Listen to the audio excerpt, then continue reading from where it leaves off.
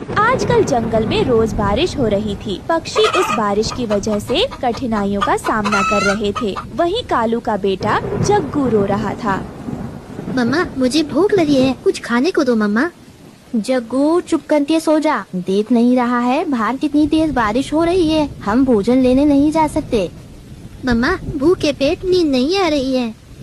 एक बार बोला ना, भोजन नहीं है, चुप करके सो जाओ। अरे गोरी, इसमें जग्गू का क्या कसूर? उसे इस तरह मत डांटो, बेचारा 3 दिनों से भूखा है।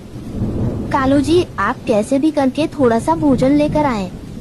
गोरी, कल मैं गया था भोजन लेने, लेकिन हर तरफ बस पानी ही पानी है। जंगल में तो कहीं भी भोजन का नामो निशान तक नहीं है। मुझे पता था कालू जी, आप यही बोलोगे। मैं अपने बच्चे को और तड़पता नहीं देख सकती। मैं जा रही हूँ भोजन ढूंढने। गोरी, ध्यान से जाना, बाहर भूखे चील भी शिकार की तलाश में होंगे। तो क्या करूँ? चील के डर से ना जाऊँ? मरूं या जीऊं, मुझे अपने बेटे के लिए जाना ही पड़ेगा। गोरी कौवी अपनी जान की परवाह न करते हुए तेज बारिश में निकल पड़ती है। उधर रानो चिड़िया के भी बच्चे भूखे थे। मम्मा, ये देखो कुकू को क्या हुआ। कुकू चक्कर खाकर गिर गया है। हे भगवान, अब क्या करूं? मेरे बच्चे भूखे हैं। अगर जल्दी इन्हें भोजन ना दिया तो इनकी मौत भी हो सकती है। मैं ऐसा नहीं होने दे सकती। रानो चिड़िया कुकू के मुंह में बारिश का पानी डालती है। कुकू उठकर बैठ जाता है। कुकू बेटा, अब आपकी तबीयत कैसी है? मेरी तबीयत ठीक है मम्मा, पर मुझे भूख लगी है। हाँ कुकू बेटा, मैं जानती हूँ आपको भूख लगी है। भोजन न करने की वजह से आप दोनों को कमजोरी हो गई है। इसी वजह से आपको चक्कर आ गए। ऐसी बारिश में मैं कहाँ से भोजन ढूंढ कर लाऊं? दूर दूर तक जंगल में पानी भरा हुआ है। तो मम्मा, क्या हम बिना भोजन के मर जाएंगे? नहीं गुड़िया बेटी, मैं ऐसा नहीं होने दूंगी। आप कुकू का ध्यान रखना। मैं भोजन ढूंढने जाती हूँ। बच्चों, तेज बारिश हो या आंधी तूफान, मुझे भोजन ढूंढने जाना ही पड़ेगा। रानो चिड़िया भी भोजन ढूंढने निकल पड़ती है। रास्ते में उसे एक भूखा चील पकड़ लेता है। हो गया मेरे भोजन का इंतजाम, हो गया। कितने दिनों से इस बारिश की वजह से मैं भूखा था, लेकिन आज शिकार खुद चलकर मेरे पास आ गया है। छोड़ दो, मुझे छोड़ दो। भगवान के लिए मुझे जाने दो। मेरे 2 छोटे छोटे बच्चे हैं। मेरे बच्चे कई दिनों से भूखे के लिए भोजन ढूंढने आई थी।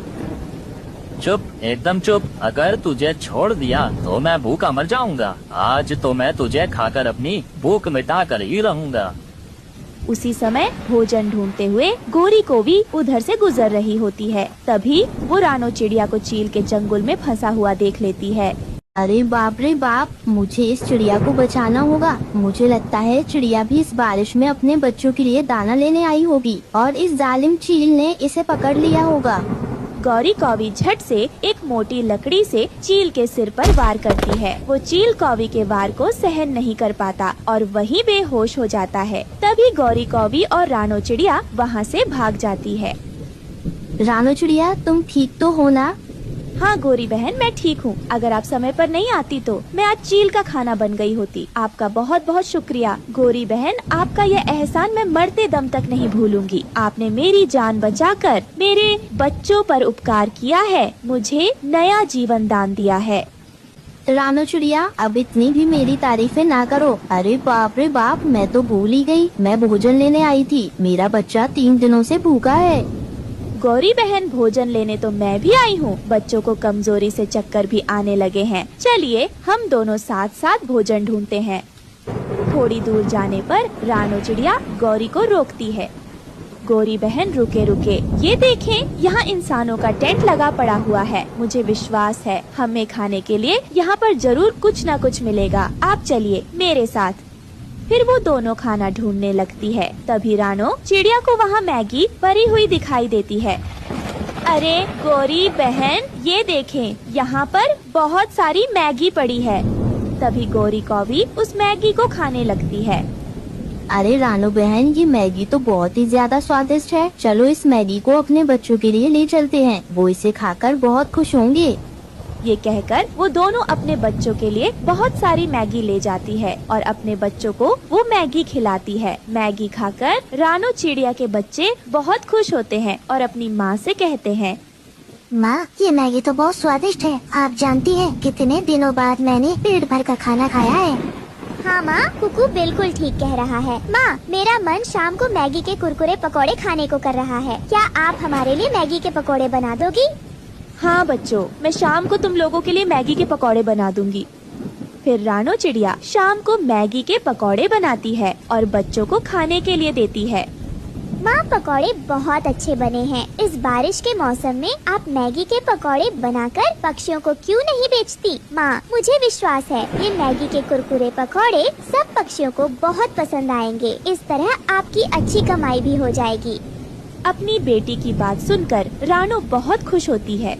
हाँ गुड़िया बेटी, ये आइडिया तो बहुत अच्छा है। मैं ऐसा ही करूँगी। जंगल में मैगी के कुरकुरे पकौड़े बनाकर बेचूंगी।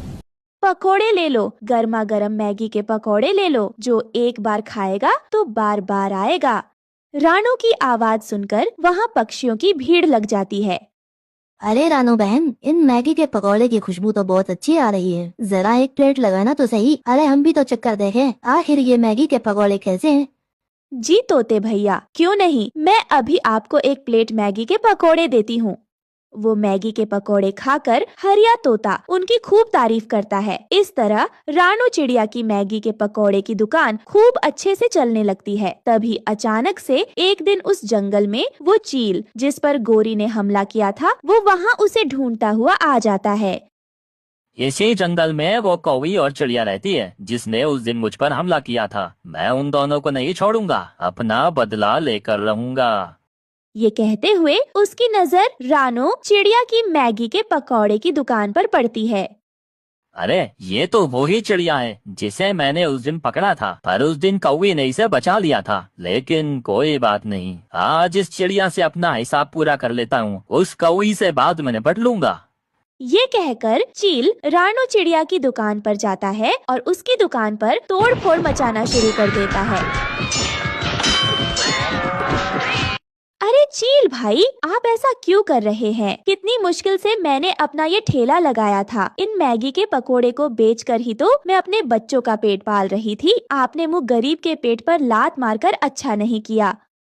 हे चिड़िया, तू चुप हो जा। मुझे मत बता क्या सही है क्या गलत है। शुक्र मान मेरा जो तेरी जान नहीं ले रहा। बस तेरा मैगी के पकौड़े का ठेला ही तोड़ा है, वो भी तुझे सबक सिखाने के लिए। ये कहकर चील वहाँ से चला जाता है। रानो चिड़िया अपना टूटा हुआ ठेला देखकर बहुत रोती है। तभी गोरी कौवी वहाँ आती है। अरे रानो, क्या हुआ? तुम इस तरह क्यों रो रही हो? और तुम्हारा ये ठेला किसने तोड़ा? बताओ मुझे। फिर रानो चिड़िया गोरी कौवी को सारी बात बताती है, जिसे सुनकर गौरी कौवी को बहुत गुस्सा आता है।